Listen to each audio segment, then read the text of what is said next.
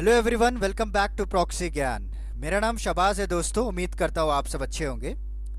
तो जैसे कि आप सभी लोग जानते हैं, हमने एक नई सीरीज़ को स्टार्ट किया है। मनोरमा ईयर बुक 2021 को हम डिस्कस कर रहे थे। हमारा पहला लेक्चर ऑलरेडी अपलोड हो गया है यूट्यूब पे। अभी तक आपने नहीं देखा है तो जल्दी से जाके देखिए। तो हमने पहले आर्टिकल को डिस्कस किया है। तो इस सीरीज़ में हम सारे इंपॉर्टेंट आर्टिकल्स और इम्पॉर्टेंट टॉपिक्स को हम कवर करने वाले हैं मनोरमा के, जो कि एग्ज़ाम पॉइंट ऑफ व्यू से वेरी इंपॉर्टेंट है दोस्तों। इसी तरह आप हमें लाइक करते रहिए, हमें सपोर्ट कीजिए और अपने दोस्तों में, अपने जो रिलेटिव्स में शेयर कीजिए हमारे चैनल को, क्योंकि आपको इस बुक की इन डिटेल एनालिसिस कहीं पे भी अवेलेबल नहीं है यूट्यूब में। तो प्रॉक्सी ज्ञान जो है आपको फ्रीली अवेलेबल कर रहा है कंटेंट को। अगर आप इसी तरह सपोर्ट करते रहेंगे तो और भी हम नए नए सीरीज़ को आपके सामने लेकर आते रहेंगे, क्योंकि ये जो ईयर बुक है वेरी इंपॉर्टेंट है दोस्तों सारे कॉम्पिटिटिव एग्ज़ाम्स में। और आपको कोई भी इन डिटेल एनालिसिस पढ़ा नहीं सकता है, क्योंकि वेरी जो एलॉबरेट ईयर बुक इसको माना जाता है। तो हमने आपके लिए इस फ्री कंटेंट को प्रोवाइड करने की कोशिश की है और आगे भी इसी तरह हम प्रोवाइड करते रहेंगे। ओके, तो आज का जो हमारा टॉपिक है वो आर्टिकल नंबर 2 है, जो कि India in the global context. जी हाँ दोस्तों, हमारे जो फेमस पर्सनालिटी है माधव गडगिल जी ने, उनके द्वारा इस आर्टिकल को लिखा गया है। तो उन्होंने इस आर्टिकल मेनली फोकस ये करता है कि किस तरह कोविड-19 इम्पैक्ट किया है हमारे एनवायरनमेंट को लेकर। ओके, और किस तरह हमारी जो दुनिया अभी बाउंस बैक हो रही है faster than we imagine, right. तो अभी मेन इंपॉर्टेंट चैलेंज ये है कि आप कि किस तरह से आप जो पोस्ट लॉकडाउन के बाद हम इसको डिस्कस करेंगे कि किस तरह से स्ट्रैटेजीज फॉलो की जाए। इन्होंने बड़े ही एलॉबरेट और डिफरेंट प्रॉस्पेक्टिव्स को इन्होंने कवर किया है। तो एक तो किस तरह से जो सी लेवल राइज हो रहा है उसके बारे में इन्होंने बताया, और फॉसिल फ्यूल्स को लेकर इन्होंने मेंशन किया, राइट। आगे चलकर कोविड-19 पैंडमिक के बारे में बताया, और कौन से ऐसे दो कंट्रीज़ हैं जो even though covid pandemic has destabilize the entire world, but these two countries have maintained their economic activities very effectively। आगे चलकर मैं उन दो देशों का नाम भी बताऊंगा, और इंडिया का परफॉर्मेंस किस तरह रहा है। और लास्ट में हम डिस्कस करेंगे यूथ पावर के बारे में। तो वेरी इंपॉर्टेंट आर्टिकल होने वाला है दोस्तों। तो चलिए आज का लेक्चर हम शुरू करते हैं। तो शुरू करने से पहले मैं आपको एक छोटा सा वीडियो दिखाना चाहता हूँ, उसके बाद हम हमारे आर्टिकल को कंटिन्यू करेंगे। हाय, दिस इज वेरोनिका। अब आप मेरे साथ 1-on-1 जूम सेशन बुक कर सकते हैं कॉम्पिटिटिव एग्जाम काउंसलिंग के लिए। जिस तरह आपके बहुत सवाल रहते हैं कि कॉम्पिटिटिव एग्जाम्स के लिए क्या ऑप्शनल लिया जाए, आंसर राइटिंग कैसे किया जाए, उसके लिए मैं आपको काउंसलिंग दूंगी आपके पर्सनल स्ट्रेंथ्स और वीकनेस पे based. So see you there only on proxygyan.com। Thank you. तो जैसा कि अभी आपने देखा कि हमारे जो एक्सपर्ट एजुकेटर हैं उनके द्वारा आपको काउंसलिंग प्रोवाइड की जा रही है हमारे चैनल पे www.proxygyan.com। तो आज ही विजिट कीजिए। अपने टाइम और रिक्वायरमेंट के हिसाब से आप अपने सेशन को बुक कर सकते हैं। जितने भी आपके डाउट्स हैं, आपके पर्सनल स्ट्रेंथ और वीकनेस के हिसाब से आपको गाइड किया जाएगा। This is very important opportunity, आप इसको खोइएगा मत। आज ही विजिट कीजिए और अपने सारे डाउट्स को क्लियर कर लीजिए। तो चलिए आज का लेक्चर हम शुरू करते हैं। तो पहला टॉपिक इन्होंने मेंशन किया ऑन ए टिपिंग पॉइंट। देखिए, टिपिंग पॉइंट का मतलब क्या होता है। टिप मतलब एक तेजदार चीज़ पर किसी चीज़ को खड़ा कर देना, right. So you are placing the ball on a tip of some pencil और पेन। तो इसी तरह हमारा जो आज का ग्लोब है, आज का जो अर्थ है, एक टिपिंग पॉइंट पे खड़ा हो चुका है। एक तरफ गर्मी है और दूसरी तरफ बीमारी है। समझ रहे हैं आप। एक तरफ हॉटनेस है और दूसरी तरफ जो है एनवायरनमेंट को डिग्रेड किया जा रहा है दिन ब दिन। तो किसी भी तरफ आप गिरोगे तो आपको ग्रेटर डिफिकल्टीज ही आएंगे। ओके, तो इसको कैसा ओवरकम करना चाहिए। So nothing but there is only one way, creating awareness among the people, creating awareness among the campaign among the people, developing new methodology to overcome this, right। and the societies, governments और जितने भी organisations है उन सभी एक ही platform में आकर काम करना बहुत ज़रूरी है। तो इनका कहना ये है कि जो अभी ग्लोबल क्राइसिस चल रही है, that is we are still ongoing with the pandemic कोविड-19, उससे पहले जो इम्पोर्टेंट ग्लोबल क्राइसिस थी वो ग्लोबल वार्मिंग था।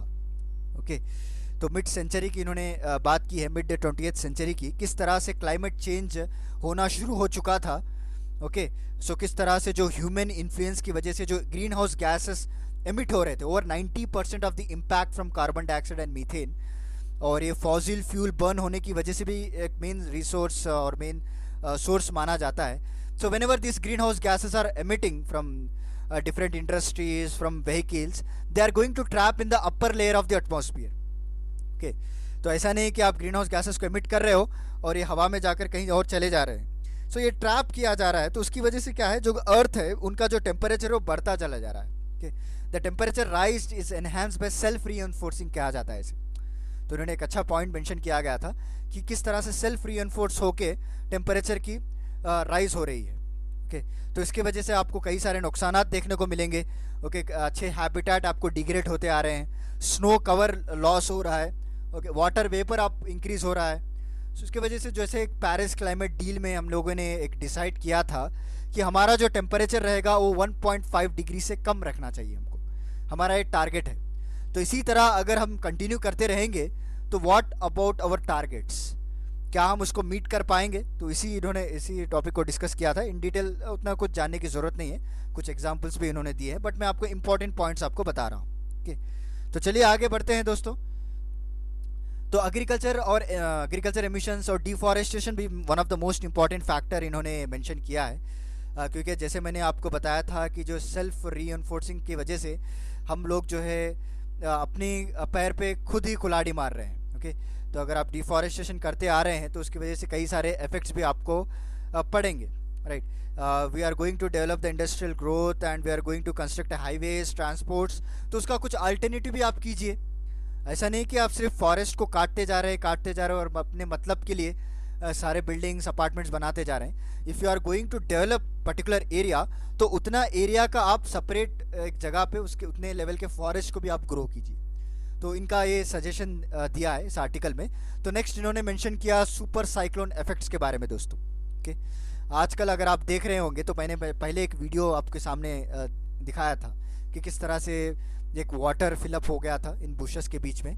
ओके, उस ज़माने में कई एक जो है लैंड रहा करती थी वहाँ पे, अभी पूरा पानी आ चुका है. तो ऐसा क्यों हो रहा है, क्योंकि जो सी लेवल था वो इंक्रीज़ हो गया है अभी. तो निसर्गा जो साइक्लोन है वो पहली बार जो वेस्ट कोस्ट को हिट किया था, अरेबियन सी से जो ओमान से होते हुए हमारे जो वेस्ट कोस्ट है गोवा, महाराष्ट्र, वहाँ पे जाकर फर्स्ट टाइम हिट किया है. ओके, सो इवन दो कई सारे साइक्लोन्स भी हिट किए थे, बट इतना जो लैंडफॉल हुआ था, इतना जो डेंजरस साइक्लोन था, we are going to see for the first time. Because earth की अगर आप देखेंगे तो 70% of earth surface are covered with the water. आपने बचपन में ही पढ़ा होगा. ओके, तो जिस तरह अगर एक बार ओशन वाटर अगर गर्म हो जाए, it will take more time to cool down. Okay, so इसकी वजह से क्या है, दिस ओशन वाटर जो वार्म हो चुके हैं, warm currents, it is enough to drive major changes. Okay, जो भी साइक्लोन्स होते हैं, जो फ्रीक्वेंसी ऑफ साइक्लोन्स आप देख रहे हैं अरेबियन सी में कंसिस्टेंटली, अगर लास्ट फ्यू ईयर्स का अगर आपने डाटा देखा होगा तो किस तरह से अरेबियन सी में साइक्लोन्स इंक्रीज हो रहे हैं. तो ये सारा कुछ आपको ओशन वाटर के जो वार्मनेस है, उनका जो वार्मनेस इंक्रीज हो चुका है. क्यों इंक्रीज हुआ है, क्योंकि जो अर्थ का जो टेम्परेचर है वो भी इंक्रीज हो गया है. क्यों इंक्रीज हुआ, due to global warming. This are all entire global change, you can say that.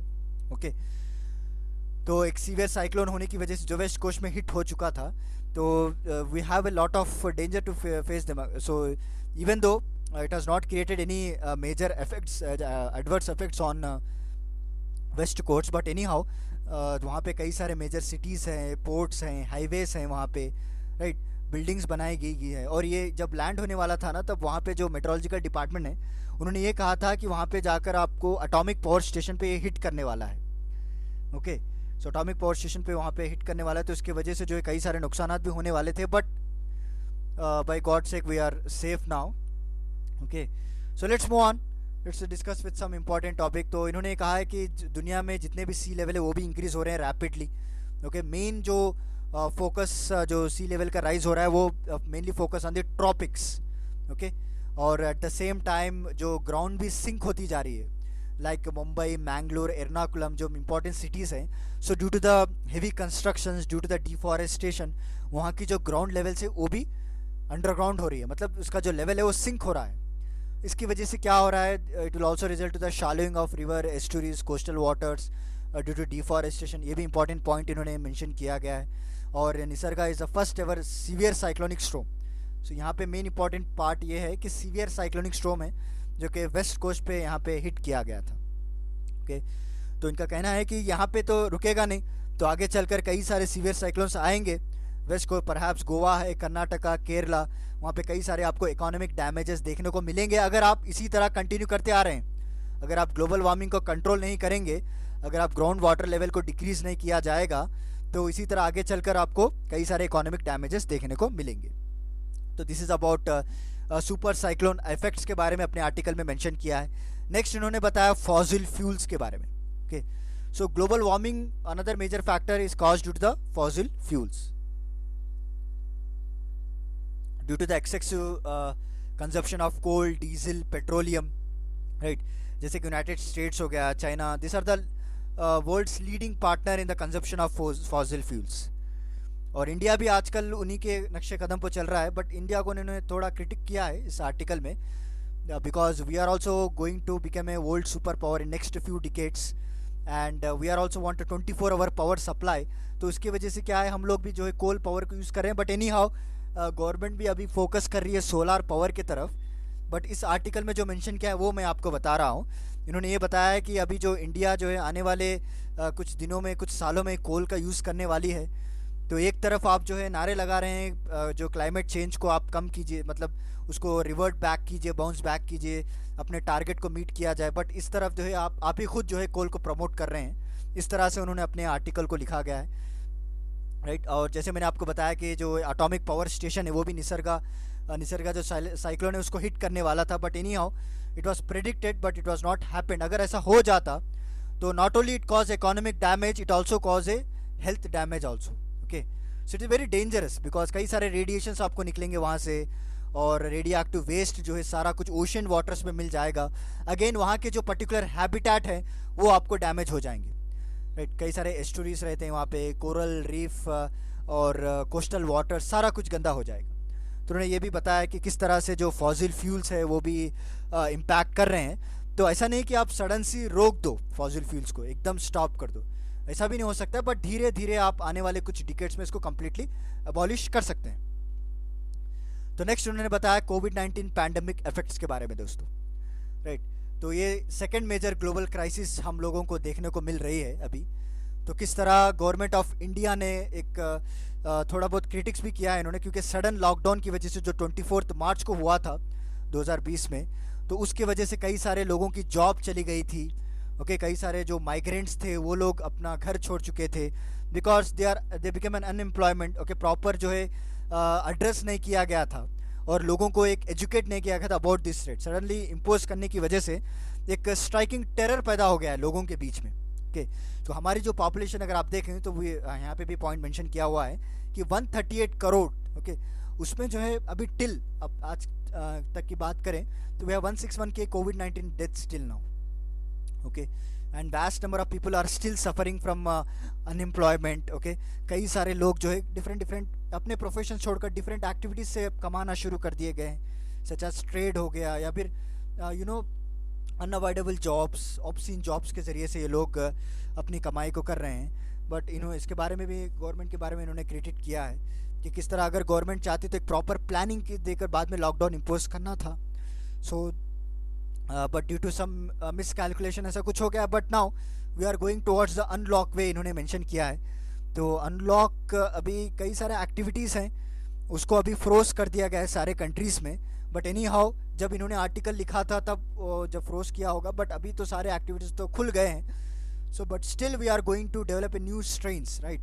तो कई सारे नए स्ट्रेन्स में बदल कर अभी कोरोना वायरस आ रहा है। तो देखते हैं आगे चलकर फिर से क्या लॉकडाउन हो सकता है या इस बार कोई प्रॉपर प्लानिंग की जाएगी गवर्नमेंट के द्वारा, और जो पिछले साल जो हमने गलतियां की थी उससे क्या गवर्नमेंट सीखने को मिलेगी। आज आगे चलकर अगर कुछ इंपॉर्टेंट करंट अफेयर आए तो उसके बारे में हम डिस्कस करेंगे।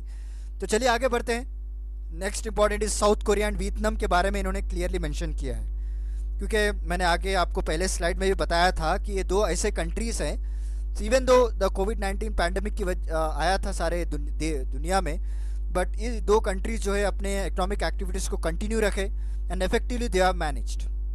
ओके, अगर आप देखें तो दिस बोथ एशियाटिक कंट्रीज जो हैं साउथ कोरिया और Vietnam, they are all affected by this wars. Okay, so Korean war हुई थी 3 साल तक, 1950 से आई थिंक 1953 तक, या सो 3 साल जो है इस वॉर को कैरी आउट किया गया था। 3 मिलियन से ज़्यादा वॉर फैटलिटीज़ हुए थे वहाँ पे।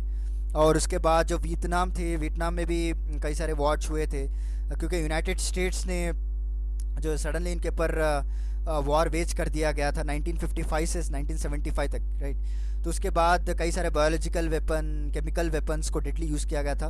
बट एनी हाउ 1975 में एक इंडिपेंडेंट कम्युनिस्ट कंट्री की तरह उभर के आता है हमारा वियतनाम। तो इन वॉर के फेस के होने के बावजूद भी इनके पास कई सारे ऐसे टेक्नोलॉजीज़ को डेवलप किया गया है ताकि वो आने वाले पैंडमिक्स, हर सिचुएशन को टैकल कर सकें। ओके, क्योंकि जब एक कोविड-19 पैंडमिक ब्रोकआउट हुआ था इन 2 कंट्रीज़ में, तो वहाँ के लोगों को वेल इन्फॉर्म कर दिया गया था दोस्तों, और उनको प्रॉपर एक्सेस भी प्रोवाइड किया कर दिया गया था, free medical care facilities. Okay, और सेवरल मंथ्स तक उनको जो है प्रॉपर राशन दिया गया था वहाँ के लोगों को। सो इवन दो वहाँ की जो पॉपुलेशन है बहुत कमी है, इवन वियतनाम की अगर आप देखें तो 9 करोड़ है, और तो वहाँ की साउथ कोरिया की 5 करोड़ पॉपुलेशन है। तो बेसिकली उनके पॉपुलेशन के हिसाब से तो उनको बड़ा ही दिखेगा। सो वहाँ पे कोविड-19 कई महीनों के बाद भी वहाँ पे एक भी केस पाया नहीं गया था। ओके, तो अगर आप देखें तो साउथ कोरिया और वियतनाम की गवर्नमेंट की अगर आप बात करें, गवर्नमेंटल सेटअप की बात करें, तो साउथ कोरिया ऑब्वियसली एक वाइब्रेंट डेमोक्रेसी है, राइट। तो वहाँ पे प्रॉपर डेमोक्रेटिक रूल फॉलो किया जाता है, whereas Vietnam is a one party communist. Okay, वहाँ पे डिक्टेटरशिप चलती है वहाँ पे वियतनाम में। तो उसके बावजूद भी, इन दोनों के गवर्नमेंटल सेटअप होने के बावजूद भी ये लोग अच्छे से टैकल कर पाए। ये हमारे जो माधव गडगिल जी हैं उनके आर्टिकल में क्लियरली मेंशन कर रहे हैं कि एक best performance world facing pandemic countries हैं ये लोग। ओके, तो इनका मकसद, इनका किस तरह से इन्होंने हैंडल किया, तो इनका बेसिकली आंसर भी इन्होंने ही दिया है आर्टिकल में।